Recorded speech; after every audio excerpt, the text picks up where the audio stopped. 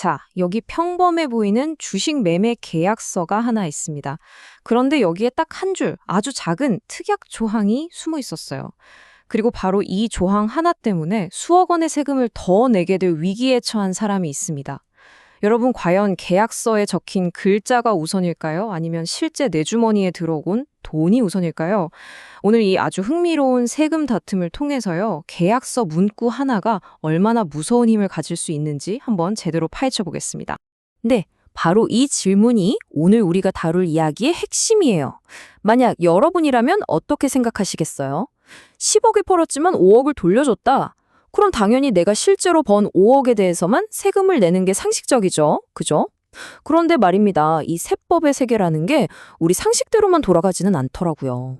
이 사건은요, 한 임원이 거의 평생을 바친 회사와 퇴직하면서 맺은 계약에서부터 시작됩니다. 자, 타임라인을 한번 보실까요? 1994년에 입사해서 2024년에 주식을 팔았으니까, 와, 정말 긴 세월이죠. 하지만 진짜 이야기는 이 계약이 끝나고 나서 시작됩니다. 바로 세금 문제로 법적인 다툼이 벌어지면서부터였죠. 좋습니다. 그럼 지금부터 이 사건의 한가운데 있는 문제의 주식 매매 계약서, 그 내용을 한번 자세히 뜯어보겠습니다. 자, 계약 내용을 보니까 이렇습니다. 회사가 이 임원의 주식 7,000주를 사주기로 해요. 얼마에? 계약서상으로는 가령 10억 원이라고 해보죠. 10억 원에 사기로 딱 정합니다. 그런데 여기에 아주 기가 막힌 특약이 하나 붙어요. 뭐냐면 세금 떼고 남은 돈의 절반은 회사 발전기금으로 다시 내놓으세요 하는 거죠. 그러니까 결국 이 임원이 실제로 손에 쥔 돈은 계약서에 찍힌 금액의 딱 절반, 5억 원 정도밖에 안 됐던 겁니다.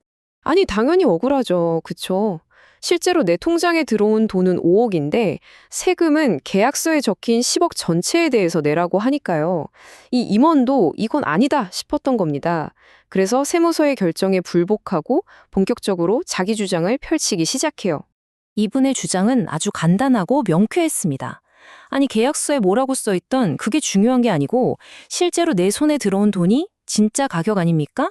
발전기금이라는 건 그냥 이름만 갖다 붙인 거지 이건 사실상 강제로 가격을 깎은 거나 마찬가지입니다. 바로 이 논리였어요. 주장을 뒷받침하기 위한 근거도 몇 가지 됐습니다. 첫째, 이 발전기금이라는 게 무슨 선택사항이 아니었다는 거죠.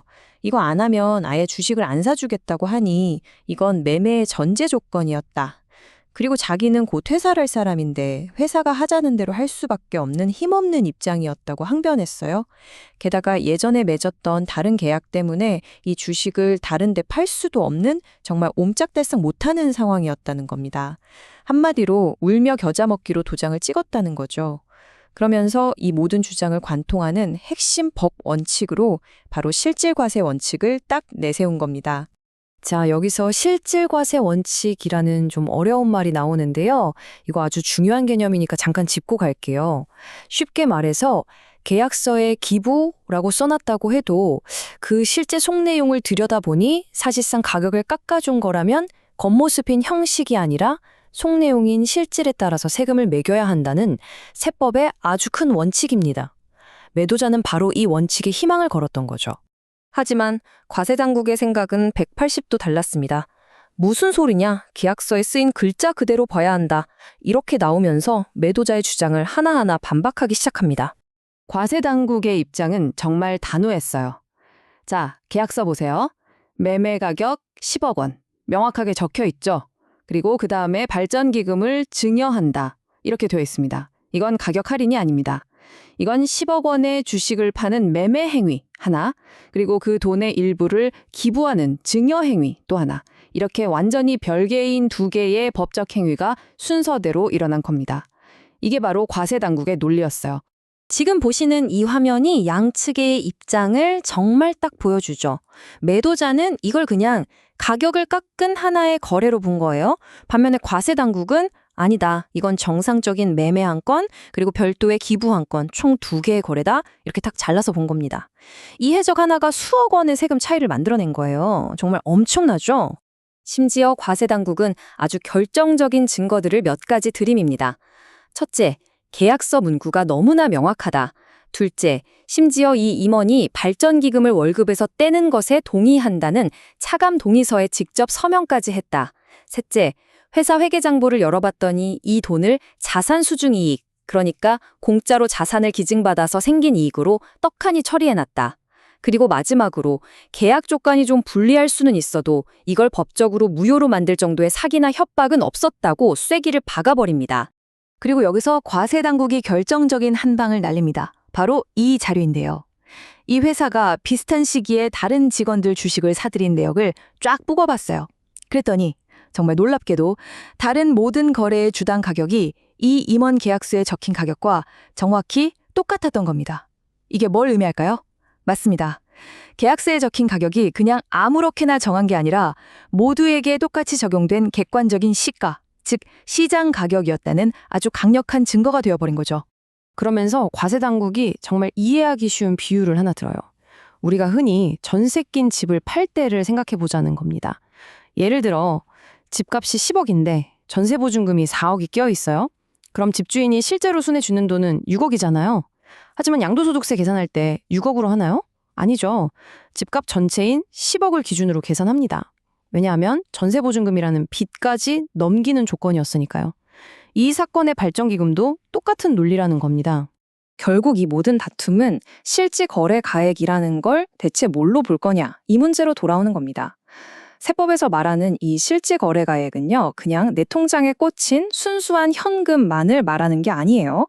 그 자산을 넘기는 대가로 받기로 약속한 모든 것, 그 총액을 의미합니다. 방금 예시처럼 누군가 내 빚을 대신 갚아주기로 했다면 그 빚도 거래 가액에 포함되는 거죠. 자, 이렇게 양측의 주장이 정말 팽팽하게 맞섰습니다. 과연 계약서에 적힌 형식을 따라야 할 것인가? 아니면 실제 오고 간 돈의 흐름, 즉 실질을 봐야 할 것인가? 이제 드디어 조세심판원이 어떤 결정을 내렸는지 확인해 볼 시간입니다. 여러분은 어떻게 생각하세요? 과연 심판원은 이 매도인의 억울한 상황, 그 실질을 좀 봐줬을까요? 아니면 명백한 계약서와 증거라는 형식에 손을 들어줬을까요? 결과는 기각이었습니다. 다시 말해서 매도자의 주장을 받아들이지 않고 과세 당국의 손을 들어준 거죠. 심판원이 왜 그렇게 판단했는지 그 논리를 보니까요. 사실상 과세 당국의 주장과 거의 똑같았습니다. 첫째, 계약서에 매매 가격이 너무나 명확하게 적혀 있다. 둘째, 증여하겠다는 특약은 글자 그대로 매매와는 별개인 기부 약속으로 봐야 한다. 셋째, 계약 조건이 좀 불리해 보인다고 해서 법적으로 무효라고 할 정도의 강제성은 없었다. 그리고 마지막, 넷째, 다른 직원들과의 거래를 보니 계약서상 가격이 객관적인 시장 가격이 맞다. 바로 이 네 가지 이유 때문에 매도인의 주장은 결국 받아들여지지 않은 겁니다. 자, 그럼 이 사건이 그냥 한 사람의 억울한 세금 이야기로 끝날까요? 절대 아니죠. 이건 뭐 주식 거래든 부동산 매매든 아니면 큰 M&A 계약이든 중요한 계약을 앞둔 우리 모두에게 정말 중요한 교훈을 줍니다. 오늘 이야기의 핵심 교훈 딱 한 문장으로 정리해 드릴게요. 바로 이겁니다. 세법의 세계에서 기부는 절대 할인이 아니다. 기억하세요? 계약서에 발전기금이니 증연이 하는 이름을 붙이는 순간 이걸 가격 할인으로 인정받는 건 거의 불가능에 가까워진다는 겁니다. 그 돈에 어떤 이름을 붙여주느냐, 그 단어 하나가 모든 걸 결정할 수 있다는 거죠. 그러니까 앞으로 여러분이 중요한 계약서에 도장을 찍을 일이 있다면 오늘 이야기의 교훈을 꼭 기억하셔야 해요. 첫째, 매매 가격은 애매하게 두지 말고 그냥 명확하게 딱 정하세요. 만약 진짜로 가격을 깎고 싶다면 기부나 발전기금 같은 애매한 표현 쓰지 마시고 그냥 처음부터 매매 가격 자체를 낮춰서 계약서에 쓰시는 게 제일 확실합니다. 그리고 거래 후에 회계장부에 이게 어떻게 기록될 건지도 한 번쯤은 확인해 보는 게 좋고요. 마지막으로 실질과세 원칙이 무슨 억울한 일을 다 해결해주는 만능키는 아니라는 점 꼭 명심하셔야 합니다. 결국 법원이 인정한 최종 실질거래가액은 매도자가 실제로 손에 쥔 돈이 아니라 계약서에 버젓이 적혀있던 바로 그 주당 가격이었습니다. 어찌 보면 이 숫자가 바로 계약서의 형식과 명분이 얼마나 중요한지를 보여주는 상징이라고 할 수 있겠네요. 다음번에 중요한 계약서에 서명하기 전에 한번 스스로에게 물어보세요. 이 계약서의 모든 조항들, 그 조항들이 가진 세금의 얼굴은 과연 어떤 모습일까? 그냥 무심코 지나가는 비용 처리 조항 하나가 사실은 완전히 다른 세금을 불러올 수도 있거든요. 오늘 우리가 함께 살펴본 이 이야기가 여러분의 다음번 중요한 결정에 작은 도움이 되기를 바랍니다.